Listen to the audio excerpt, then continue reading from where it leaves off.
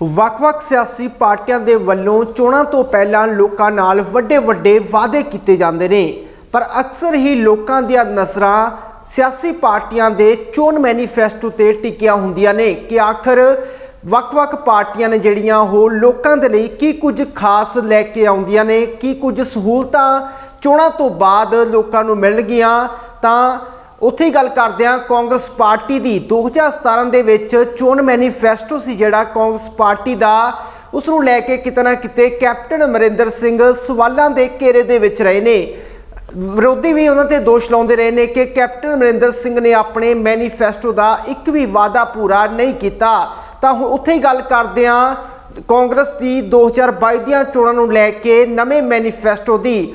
ਪ੍ਰਤਾਪ ਸਿੰਘ ਬਾਜਵਾ ਜੋ ਕਿ ਨਵੇਂ ਚੋਣ ਮੈਨੀਫੈਸਟੋ ਦੇ ਚੇਅਰਮੈਨ ਨੇ, ਉਹਨਾਂ ਦੇ ਵੱਲੋਂ ਨਵਾਂ ਮੈਨੀਫੈਸਟੋ ਹੈ ਜਿਹੜਾ ਲਿਆਂਦਾ ਜਾ ਰਿਹਾ ਤੇ ਕੀ ਕੁਝ ਇਸ ਮੈਨੀਫੈਸਟੋ ਦੇ ਵਿੱਚ ਖਾਸ ਹੈ, ਪੰਜਾਬ ਦੇ ਲੋਕਾਂ ਲਈ ਕੀ ਕੁਝ ਅਹਿਮ ਰਹਿਣ ਵਾਲਾ ਹੈ, ਕਿਹੜੇ ਵਾਅਦੇ ਨੇ ਜਿਹੜੇ ਉਹ ਇਸ ਮੈਨੀਫੈਸਟੋ ਵਿੱਚ ਕੀਤੇ ਗਏ ਨੇ, ਕਿਹੜੀਆਂ ਸਹੂਲਤਾਂ ਨੇ ਜਿਹੜੀਆਂ ਔਰਤਾਂ ਲਈ, ਬਜ਼ੁਰਗਾਂ ਲਈ, ਨੌਜਵਾਨਾਂ ਲਈ ਕੀ ਕੁਝ ਖਾਸ ਹੈ। ਪ੍ਰਤਾਪ ਸਿੰਘ ਬਾਜਵਾ ਦੀ ਜ਼ੁਬਾਨੀ ही सुनते हैं। Gaurav ji, I am extremely thankful आपके इंट्रोडक्शन के लिए, और मेरे साथी दर्श शास्त्री जी हमारे साथ हैं, इनको मैं वेलकम करता हूँ।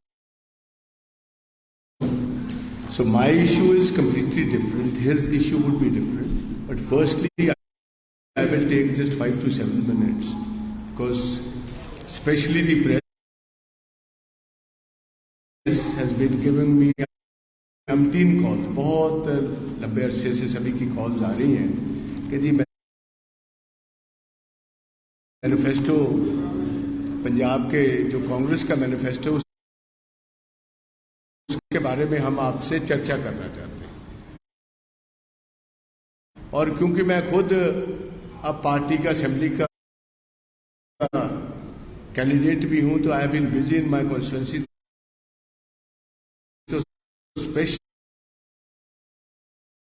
मैं आज वहां से अपनी सारी कैंपेन छोड़कर आया हूं, सो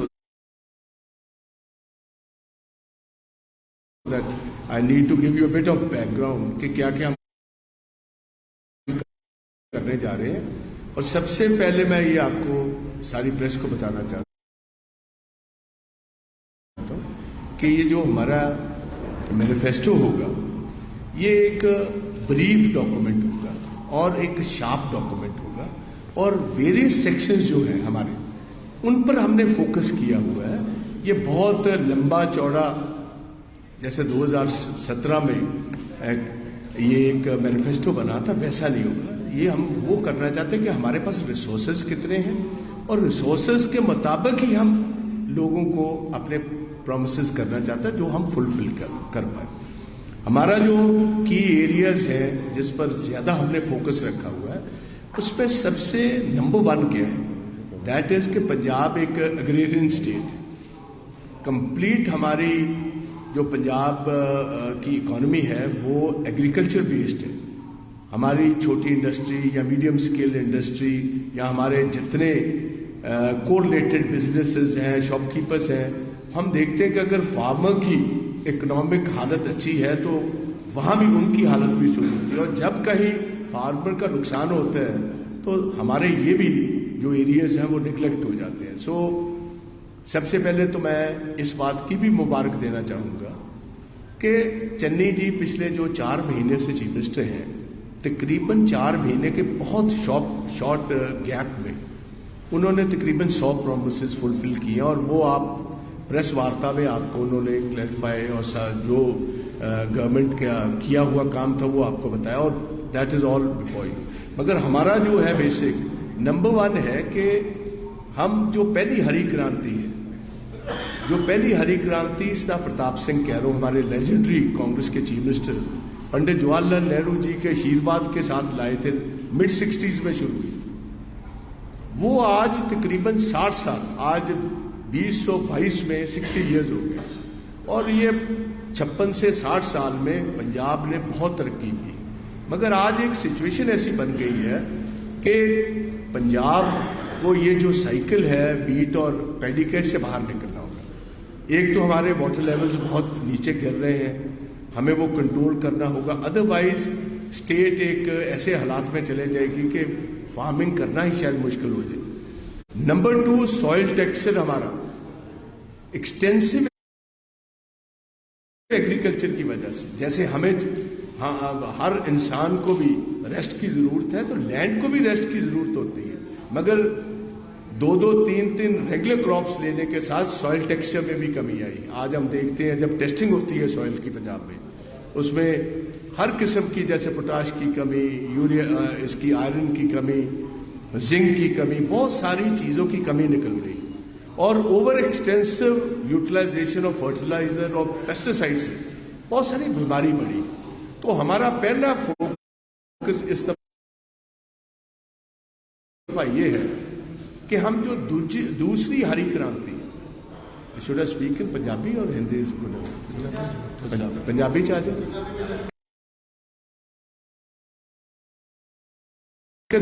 दूजी हरी क्रांति जिहड़ी है ये ज्यादा एक ते होनी चाहिए, जिहदे नाल साडा सॉइल टेक्सचर बचे, पानी दे लेवल्स बचन, किसानां नूं असीं इहो जिहियां फसलां दईए जिहड़ियां फसलां दे नाल सॉइल फ्रेंडली होण, एनवायरनमेंट फ्रेंडली। सारिਆਂ ਨੂੰ ਵੱਡੀ ਗੱਲ ਹੈ ਪੰਜਾਬ ਵਿੱਚ एनवायरनमेंट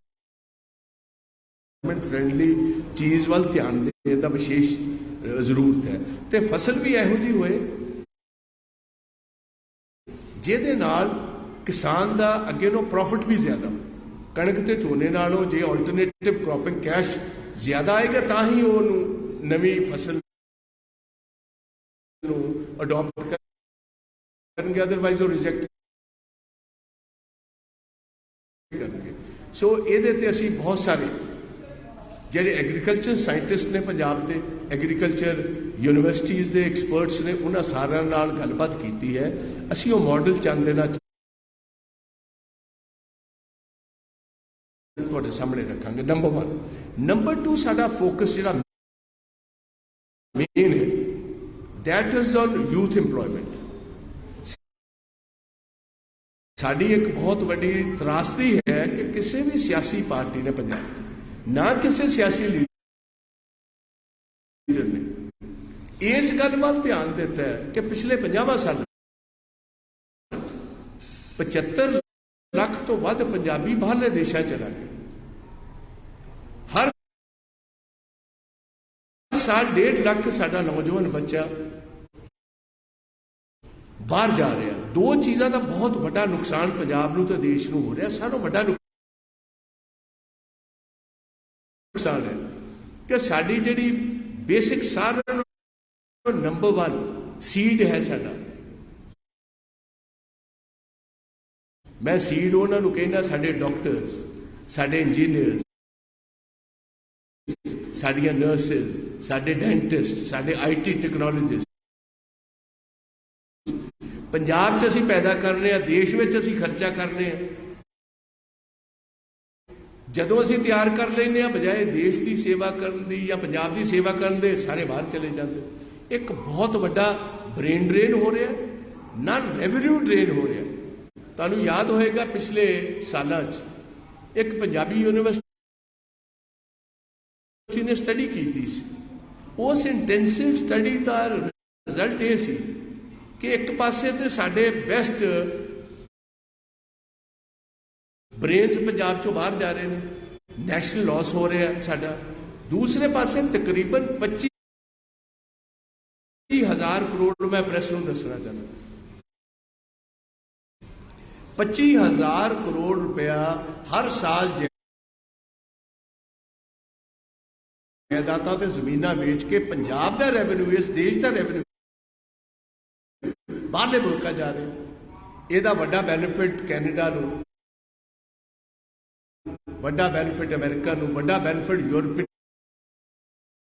ਯੂਨੀਅਨ ਨੂੰ, ਵੱਡਾ ਬੈਨੀਫਿਟ ਆਸਟ੍ਰੇਲੀਆ, ਨਿਊਜ਼ੀਲੈਂਡ ਜਾ। ਇਹ ਰੋਕਣ ਦੀ ਸਾਡੀ ਵੱਡੀ ਕੋਸ਼ਿਸ਼ ਇਹ ਹੈ ਕਿ we will have to stop this. ਇਹਦੇ ਨਾਲ 2-3 ਵੱਡੇ ਨੁਕਸਾਨ ਨੇ। ਇੱਕ ਤੇ ਜਾਇਦਾਦ ਬਾਹਰ ਜਾ ਰਹੀ, ਸਾਡੇ ਨੌਜਵਾਨ ਬੱਚੇ ਬਾਹਰ ਜਾ ਰਹੇ ਨੇ।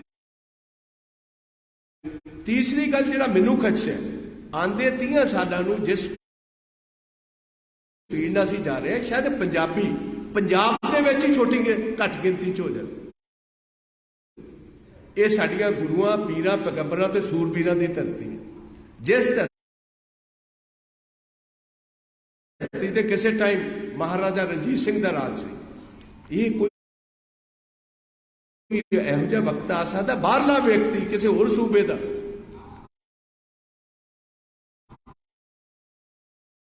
ਜਿਸ ਹਿਸਾਬ ਦੀ ਇੱਥੇ ਮਾਈਗ੍ਰੇਸ਼ਨ ਹੋ ਰਹੀ ਪੋਪੂਲੇਸ਼ਨ ਦੀ, ਸਾਡੀ ਗਿਣਤੀ ਘਟ ਰਹੀ ਹੈ। ਤੁਸੀਂ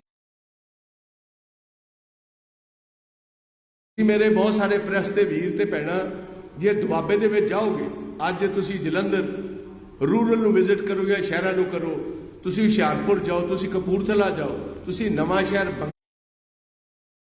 ਬੰਗੇ ਦੀ ਸਾਰੀ ਬੈਲਟ ਜਾਓ, ਜਿੰਨੇ ਵੱਡੇ ਘਰ ਨੇ ਉੱਥੇ ਤਾਲੇ ਲੱਗੇ ਨੇ ਤੇ ਘਰਾਂ ਦੇ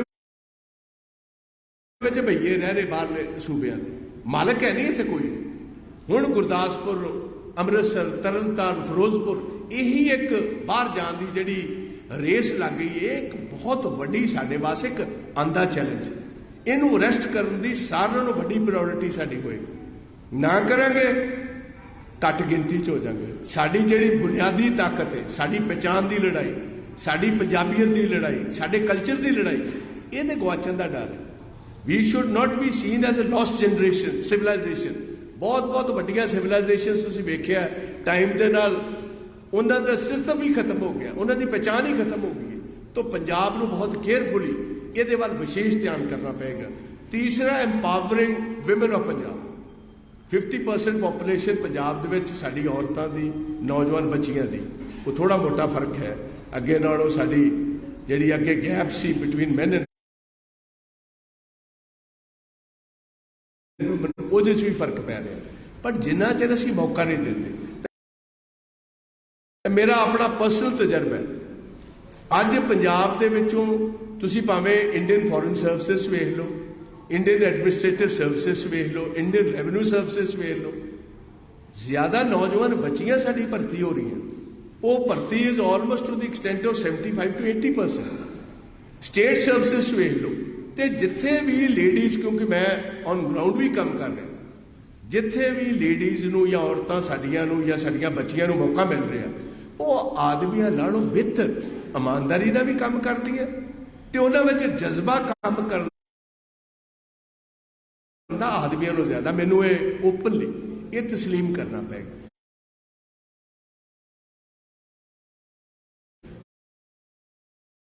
ਸੋ ਸਾਨੂੰ ਉਹਨਾਂ ਵਾਸਤੇ ਇਹੋ ਜਿਹਾ ਕੰਮ ਕਰਨਾ ਪਏਗਾ ਜਿਹਦੇ ਵਿੱਚ ਉਹ ਐਟਲੀਸਟ 50% ਉਹਨਾਂ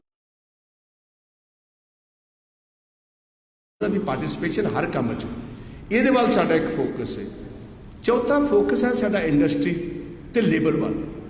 ਜਿੰਨਾ ਚਿਰ ਪੰਜਾਬ ਦੇ ਵਿੱਚ ਅਸੀਂ ਇੰਡਸਟਰੀ ਨਹੀਂ ਲੈ ਕੇ ਆ, ਵੇਖੋ ਮੈਂ ਪਿੰਡਾਂ 'ਚ ਜਾ ਰਿਹਾ,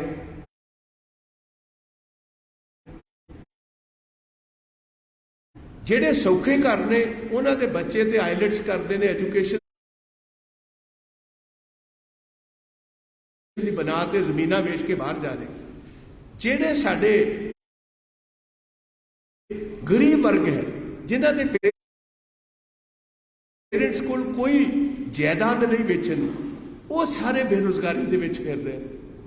ਜਿਹੜੇ ਅੱਗੇ ਕੰਮ ਸਾਡੇ ਪੰਜਾਬੀ ਹੱਥੀਂ ਕਰਦੇ ਸੀ, ਰਾਜ ਮਿਸਤਰੀਆਂ ਦੇ, ਇਲੈਕਟ੍ਰੀਸ਼ੀਅਨਸ ਦੇ, ਰੇੜੀਆਂ ਦੇ, ਕਈ ਹੋਰ ਕਿਸਮ ਦੇ ਕੰਮ ਜਿਹੜੇ ਸੀ, ਉਹ ਸਾਰੇ ਦੇ ਸਾਰੇ ਮਾਈਗ੍ਰੇਟ ਲੇਬਰ ਆ ਕੇ ਇੱਥੇ ਬੈਠ ਗਈ ਹੈ। ਸਾਡੇ ਨੌਜਵਾਨ ਬੱਚੇ ਕੋਲ ਕੰਮ ਕੋਈ ਨਹੀਂ, there is a lot of frustration on ground. So ਸਾਨੂੰ ਜ਼ਿਆਦਾ ਧਿਆਨ ਪੰਜਾਬ ਨੂੰ ਇਸ ਟਾਈਮ ਇੰਡਸਟਰੀ ਵੱਲ ਦੇਣ ਦੀ ਲੋੜ ਪੈਣੀ ਹੈ। ਸਾਨੂੰ ਇੰਡਸਟਰੀ ਵੀ ਵਿਸ਼ੇਸ਼ ਤੌਰ ਅਰਬਨ ਪੰਜਾਬ ਚੋਂ ਕੱਢ ਕੇ ਰੂਰਲ ਪੰਜਾਬ 'ਚ ਲੈ ਕੇ ਜਾਣੀ ਪੈਣੀ, ਸੋ ਦੈਟ ਲੋਕਾਂ ਨੂੰ ਦੋ ਵਕਤੀ ਰੋਟੀ ਦਾ ਸਾਧਨ ਪ੍ਰਦਾਨ ਕਰ ਸਕੀ। ਇੱਕ ਫੋਕਸ ਦਾ ਏਰੀਆ ਸਾਡਾ ਇਹ ਹੈ। ਤੇ ਇੱਕ ਇੰਡਸਟਰੀ ਵੇਖੋ, ਜਿਹੜੇ ਤੁਹਾਡੇ ਪੋਰਟਸ ਨੇ ਸਾਰਿਆਂ ਨੂੰ ਹਿੰਦੁਸਤਾਨ 'ਚ ਮੇਜਰ ਇੰਡਸਟਰੀਜ਼ ਉੱਥੇ ਨੇ। ਸਟੇਟ ਆਫ ਗੁਜਰਾਤ ਵੇਖ ਲਓ, ਜਾਂ ਸਟੇਟ ਆਫ ਮਹਾਰਾਸ਼ਟਰ ਵੇਖ ਲਓ, ਜਾਂ ਬੰਗਾਲ ਵੇਖ ਲਓ, ਜਾਂ ਤਮਿਲਨਾਡੂ ਵੇਖ ਲਓ, ਪੁਰਾਣੇ ਜਿੰਨੇ ਸ਼ਹਿਰ ਨੇ ਪੋਰਟਸ ਤੇ ਵਸੇ।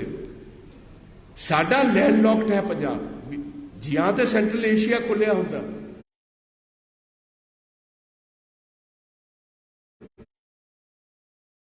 ਫਿਰ ਪੰਜਾਬ ਸਾਰਾ ਵੱਡਾ ਬਿਜ਼ਨਸ ਹੱਬ ਬਣਦਾ। वो क्योंकि खुलने के अजे चांसिस कोई नहीं, ना पाकिस्तान के संबंध इस किस्म के हालात ने इंटरनल, ना अफगानिस्तान के इंटरनल हालात इहो जिहे ने कि जल्दी विच इस किस्म के नॉर्मलाइजेशन के हालात नजर नहीं आते। ये बारे इंडस्ट्री लगातार साडे को मंग कर रही है कि जिहड़ी चीज़ पोर्ट्स तो साडे पंजाब च पहुँचती उसका किराया ही बहुत ज़्यादा है। जदों असीं मैन्युफैक्चर करने फिर वापस देश च करने उसका डबल किराया पैंदा सानूं। सो उहनूं सारिਆਂ नाल बराबर फुटिंग च करने वास्ते गवर्नमेंट ऑफ पंजाब नूं विशेष तौर ध्यान इस गल नूं देना पएगा कि सानूं कोई ना कोई इहो जी सबसिडी साडी इंडस्ट्री नूं, छोटी इंडस्ट्री नूं, मीडियम स्केल इंडस्ट्री नूं देनी पेगी, जिहदे नाल असीं बराबर दा कंपीटीशन सारे देश की इंडस्ट्री नाल कर सकीए। सो बेसिकली ये सारियां साडा फोकस है। चंद दिनां च असीं अपना मैनीफेस्टो लैके आ रहे हैं। असीं विशेष ध्यान पंजाब की स्पोर्ट्स वाल भी दे रहे हैं, विशेष ध्यान पंजाब के कल्चर वाल, क्योंकि बॉलीवुड तो बाद अज पंजाब की इंडस्ट्री जिहड़ी है पंजाबी मूवीज दी, it is doing very very well. तुसीं अज वेखो Punjabi movies, Punjabi rap Punjabi singers world famous है।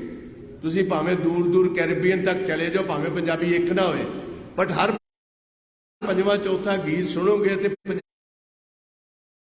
पंजाब दा वाजदा होगा, किसी नूं समझ आए तो भावें ना आए। सो ये सारियां चीज़ां नूं प्रमोट करने की लोड़ है, क्योंकि ये बड़ी सैल्फ सस्टेनिंग इंडस्ट्री है। बहुत सारे लोग ਇਹਦੇ ਵਿੱਚ जुड़ सकते हैं, बहुत सारे नौजवानों को काम मिल सकता है। गवर्नमेंट नूं भी उन्होंने बस हलाशेरी देने की लोड़ है। सो ये सारिया चीज़ों नूं असीं चाहते हैं स्पोर्ट्स नूं भी, जिहड़ा किसी टाइम के उत्ते दारा सिंह, मिल्खा सिंह, गुरबचन सिंह इन्हां दा नां चलदा सी, भावें एथलैटिक्स की गल कर लो, हॉकी की गल कर लो, हर स्पोर्ट दे विच Punjab was at number 1। So तुहाडे सामने एग्जाम्पल है, उड़ीसा जे चीफ मिनिस्टर ने एक स्पोर्ट वाल ध्यान दिता, तो तुसीं वेखो उड़ीसा दे विच उहदे नाल कितनी जबरदस्त एडवांटेज आया। सो पंजाब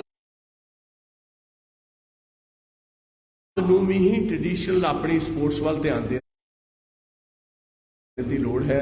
नौजवानों को असी पिंडां दे विच एंड अर्बन पंजाब दे विच इस किस्म का इंफ्रास्ट्रक्चर दे सकीए, तो साडे नौजवान बच्चे बाकी पासे ध्यान नालों स्पोर्ट्स वाल ते कल्चर वाल ध्यान कर सकन। ये मैं तुहानूं सारिआं नूं क्लीयर कर देना चाहना कि साडी मैनीफेस्टो कमेटी की इंटरनल मीटिंग चीफ मिनिस्टर साहब ने भी हो चुकी है, पीसीसी अध्यक्षना भी हो चुकी है। सारे जिहड़े इंटरस्टेड जिहड़े सैक्टर्स ने, जिस इंडस्ट्री वाले ने, उहदे विच दुकानदार ने, साडा दलित वर्ग, साडियां पछड़ियां श्रेणियां ने, साडियां मिनोरिटीज़ ने,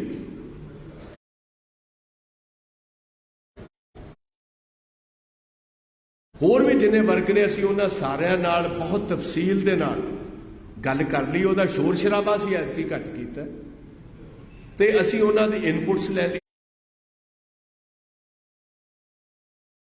लईआं ने, ओह इहदे विच पावांगे। असीं ओह काम करांगे जिहड़ा सारे पंजाब दे विच राहत महसूस होए कि आह इन्हां ने साडे सामने पॉइंट्स लैके आते हैं जिहड़े सही महीने दे विच सिरे चढ़ सकते हैं। असीं एक बेहतर पंजाब वास्ते काम करना चाहांगे। सो बहुत जल्द manifesto is going to come up. ਇਸ ਤੋਂ ਇਲਾਵਾ ਹੁਣ I will pass on the mic to Shastri ji. ਉਹ ਆਪਣੀ ਦਿੱਲੀ ਨਾਲ ਜੁੜੀ ਹੋਈ ਗੱਲ ਕਰ ਲੈਣ। ਜਦੋਂ ਇਹ ਗੱਲ ਕਰ ਲੈਣਗੇ ਉਸ ਤੋਂ ਬਾਅਦ ਕੋਈ ਸਵਾਲ ਜਵਾਬ ਹੋਣਗੇ ਤੇ ਯੂ ਆਰ ਫ੍ਰੀ, ਜਿੰਨੇ ਮਰਜ਼ੀ ਤੁਸੀਂ ਸਵਾਲ ਪੁੱਛੋ। ਹੀ ਜੋ ਸਪੈਸੀਫਿਕਲੀ ਜੇ ਮੇਰੇ ਕੋਲ ਹੋਏਗਾ ਤਾਂ ਤੁਸੀਂ ਮੇਰੇ ਨਾਂ ਦਾ ਪੁੱਛ ਲਓ, ਸ਼ਾਸਤਰੀ ਸਾਹਿਬ ਨਾਲ ਗੱਲ ਹੋਏਗੀ ਤੇ ਇਹਨਾਂ ਨੂੰ ਪੁੱਛ ਲਓ। ਸੋ ਇਹਨੇ ਕਹਿੰਦਾ ਹੋਇਆ ਮੈਂ ਤੁਹਾਡਾ ਬਹੁਤ ਮਸ਼ਕੂਰ ਹਾਂ, ਬਹੁਤ ਬਹੁਤ ਸ਼ੁਕਰੀਆ। ਥੈਂਕਸ ਸ਼ਾਸਤਰੀ ਸਾਹਿਬ।